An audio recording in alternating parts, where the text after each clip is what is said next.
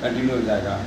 छूत अछूत की भावना वो दूर से ही लगती है, एक बार यदि उसके बीच में चले जाइएगा ना तो वो सब अपना ही लगता है। ये बहुत एकदम साइकोलॉजिकल बैरियर है। ठीक उसी तरह जैसे चिकन खाना हम लोग के लिए बड़ा प्रतिबंधित था, लेकिन जब एक बार खाने लगे तो बहुत अच्छा लगने लगा। तो आप उन लोगों के बीच में जाइएगा तो फिर खराब नहीं लगता है, अपने ही जैसा लगता है। जब यदि उनके बीच से वार्ड कमिश्नर होने लगेगा, मुखिया होने लगेगा, तो उसको एक आइडिया होगा कि हमको क्या क्या करना है। जब जनरली हम लोग उन लोगों को मोटिवेट करते हैं कि अरे तुम लोग पढ़ लिख जाओगे तो अपनी जाति के लोगों को छोड़ तो नहीं दोगे, तो बोलता नहीं सर उन लोगों के लिए काम करोगे ना, बोलता हाँ काम। तो ये है कि फ्यूचर में कि वो एक नव ब्राह्मणवादी नहीं बन जाए कि अपने आराम से जी रहे हैं और अपनी जाति के लोगों को पीछे छोड़ दिए हैं।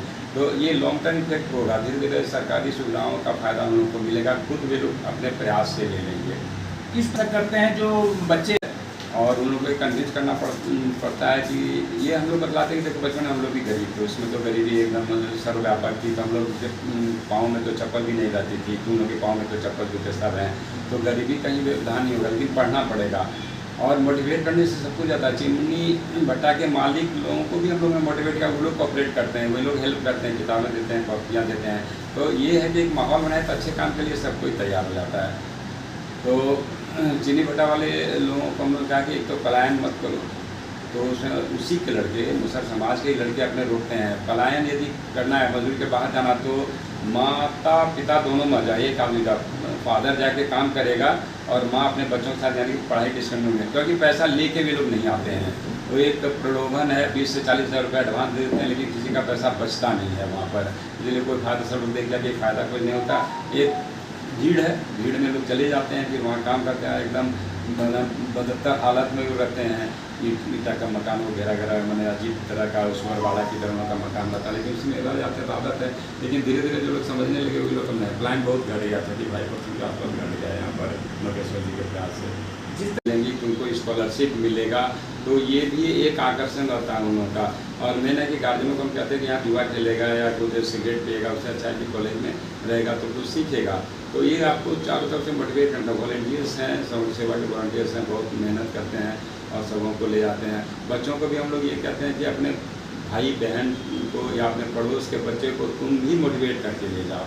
तो ये सफल है, प्रयोग सफल है हम लोग का। कितने में आते हैं और इस साल मुझे लगता है कि 1100 सेंटर 120 140 से 1-2 तो बंद तक होता है, तो 118 से 20 तक चलता रहता है। तो इस बार भी इंटर में मुझे लगता है कि 15 बच्चे पास किए थे, ग्रेजुएशन करीब 7 लड़कों ने किया।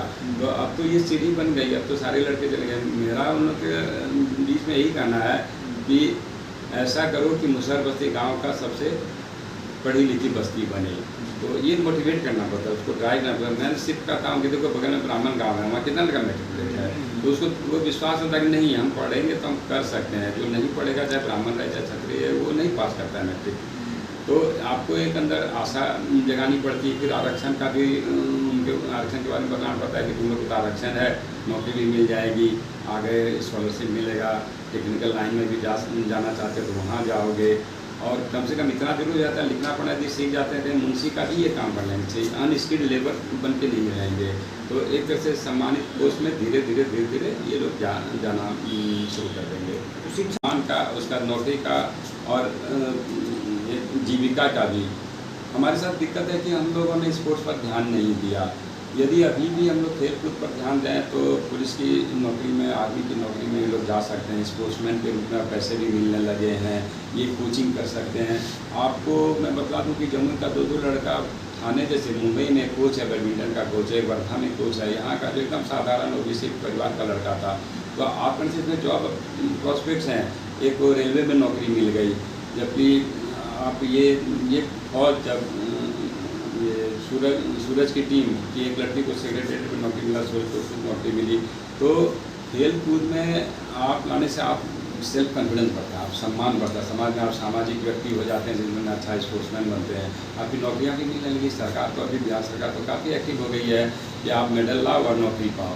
तो इसके कारण भी प्रोत्साहन मिल रहा है बच्चों को। सूरज से भी सर मेरा हम लोगों ने अनुरोध किया था तो उन्होंने एक जैवलिन दिया था, करीब 50-60 हज़ार रुपये का एक जैवलिन। लेकिन प्रोसेस इतना ये थोड़ा सा डिफिकल्ट हो जाता है कि आप यदि लगे रहिए और खास करके डिप्टी कलेक्टर हमारे साथ है तो वो वहाँ मदद करते हैं, उसके कारण मिलती है। वहाँ से लेना थोड़ा सा मुश्किल हो जाता है। अब जहाँ जिस फील्ड में ये लोग प्रैक्टिस कर रहे हैं वहाँ एक पानी की सुविधा होनी चाहिए, जिसके कारण मिट्टी जो है ना बहुत कठोर है, जब भी टूट जाता है। तो हम लोग ने प्रयास भी किया, इन लोगों ने छोड़ने का प्रयास किया, लेकिन इतने दिनों के बाद भी वहाँ बोरिंग नहीं लग पाया।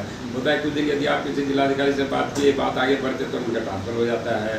यदि विधायक लोगों के पास भी समय उतना नहीं रहता है कि प्राइवेटाइज नहीं कर पाते हैं, तो एक समस्या रहती है कि स्पोर्ट्स ऑफिसर भी बहुत एक्टिव नहीं रहते हैं। ये दिक्कत यहाँ पर है। पहले हम लोग के समय में स्पोर्ट्स टीचर हुआ करते थे, गेम्स टीचर हुआ करते थे, स्कूल में सारे स्पोर्ट्स कराते थे, एथलेटिक्स कराते थे, फुटबॉल कराते थे। अब वो सिस्टम खत्म हो गया है। तो यहाँ और जिलाधिकारी के साथ समस्या है कि इतना वर्क ज़्यादा है कि किसी एक काम पर फोकस नहीं कर सकते हैं। तो स्पोर्ट्स के लिए एक अलग डिप्टी कलेक्टर को चार्ज मिलना चाहिए, जो कि स्पोर्ट्स पर ही ध्यान दें, उनसे दूसरा काम नहीं मिलना चाहिए। या एक स्पोर्ट्स ऑफिसर जो बनाते हैं उसका 3-3 जिला का एक स्पोर्ट्स ऑफिसर देखता है, वो एक्चुअली कुछ कर नहीं पाता, खाना पूर्ति करता है और दूसरी चीज़ें जो होती हैं वो होती हैं। तो इसके लिए आपको प्राइस करना पड़ेगा किसी खास व्यक्ति को। और नीतीश जी का एक कार्यक्रम था स्पोर्ट्स यूनिवर्सिटी का, उसको यदि हम लोग उसको अच्छी तरह से चला लें तो वो बहुत बड़ी बात हो सकती है। फिर बिहार से भी एथलीट निकलने लगेंगे। अब तो एक समाज चलता है या कोई भी संस्था चलती है, उसमें साधन कम थे तो भी हर स्कूल की एक फुटबॉल टीम हुआ करती थी। अभी साधन ज़्यादा हैं लेकिन वो एक मोटिवेशन नहीं है, वो कल्चर नहीं है। आप सरकारी तंत्र में यदि स्टेडियम बना भी देते हैं तो मेंटेनेंस नहीं होता, टीम बना भी देते हैं उसको चलाने वाला कोई नहीं मिलता है। इवन की कंप्यूटर लैब भी खुला तो सारे कंप्यूटर धीरे धीरे गायब हो गए। तो ये यहाँ एक समस्या आती है। तो आपको पीपी मोड पर चलाना पड़ेगा। वो जो है तो कहीं न कहीं कि आउटसोर्सिंग करना पड़ेगा, थोड़ा प्राइवेट पार्टी को इसमें इन्वॉल्व करना पड़ेगा। सरकार पैसा कम खर्च नहीं कर सकती है और ये सब जगह के लिए ये है। आप हॉस्पिटल में भी यदि पीपी मोड पर चलाएँ, सेमी ऑटोनोमस बना दें, स्कूल को भी सेमी ऑटोनोमस बना दें, तो एक क्वालिटेटिव चेंज आ जाएगा। बहुत उसी पैसे में आप डिस्ट्रिक्ट हॉस्पिटल को एक ग्रेड प्राइवेट हॉस्पिटल के बराबर में ला सकते हैं। सिर्फ एडमिनिस्ट्रेटिव रिशफल की ज़रूरत है। और वो साम्यवादी और समाजवादी जो फिलॉसफी थी ना कि ये प्राइवेटाइजेशन हो रहा है तो ये हो जाएगा, गरीबों को नौकरी नहीं मिलेगी, रोजगार नहीं मिलेगा, इससे अपना माइंड सेट को अलग करना पड़ेगा। जो वहाँ के आदिवासियों को ही ट्रेन करती है कि उनको फर्स्ट एड के बारे में बता देती है और उसको रेफरल का एक आइडिया देती है कौन पेशेंट को कब कहाँ भेजना है। तो मकेश्वर जी ने भीमा में वो शुरुआत की है, करीब 12 वो नर्स टाइप ट्रेनिंग दे दी हैं जो कि फर्स्ट एड लगे मरीज़ को जल्दी जल्दी अस्पताल भेजती हैं और वहाँ उसका इलाज सुनिश्चित करवाती हैं। यहाँ अंधविश्वास बहुत ज़्यादा, सांप काटने पर झाड़ फूक करते हैं, उसमें यदि 4 घंटे का समय बीत जाता है तो फिर पेशेंट को बचाना मुश्किल हो जाता है। चेचक होता है तो उसमें भी झाड़ फूक की बात हो जाती है। कभी कभी डायरिया में भी लोग मेरे क्लिनिक से उठा के झाड़ फूक कराने के लिए ले जाते हैं। तो ये अवेयरनेस भी शिक्षा के द्वारा ही आएगा। एक बार आप शिक्षित कर दीजिए तो फिर सब लोग सारी भ्रांतियाँ दूर हो जाती हैं। ऐसे आया कि नहीं आगे पढ़ना चाहिए अभी? जब मैं संस्था से जुड़ी ना तो हाँ। मतलब कौन सा संस्था का नाम? समग्र सेवा। अच्छा अच्छा। तो सबको देखती थी, मतलब तो बीए इंटर हाँ। सब कर चुकी थी, तो हम मेरा भी मन किया कि हम कुछ करें, आगे पढ़ना चाहिए और काम करना हाँ। चाहिए। तो वही बीच में जो जानकारी आया कि जैसे और लोगों का घर में कर दिया जाता है, शादी विवाह का कुछ आपके ऊपर भी प्रेशर आया था कि शादी करना है? हाँ। बातचीत हो गया था क्या? हाँ। अच्छा, तो फिर कैसे उसको रोक पाए? जब देखने आया था हमको तो हम घर में नहीं थे। अच्छा।